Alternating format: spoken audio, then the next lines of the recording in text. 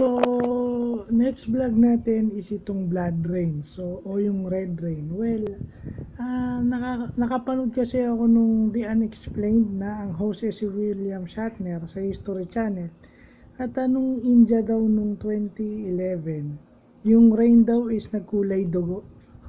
Well, alam naman natin na sa isa sa 10 plagues ng Egypt ginawa ni Lord o ni God na blood yung Nile River. So ito is parang yung ulan is naging kulay dugo o yung red rain nga. So scientifically ang explanation nito is kaya nag-cause yung rain na kulay pula is dahil sa isang microalgae na nangyari kasi yung algae is napunta sa atmosphere through biological dispersal.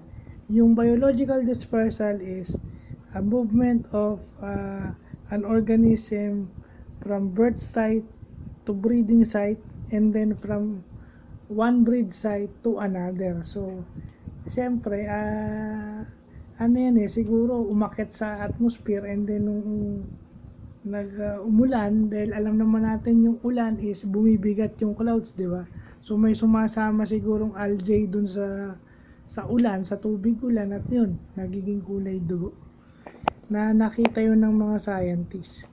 So yun yung mga akala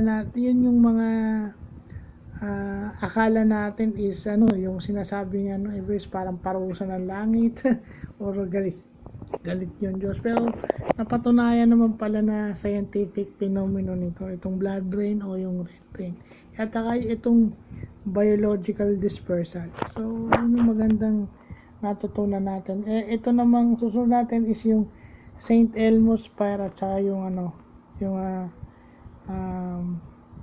ball of lightning. So yun lang po.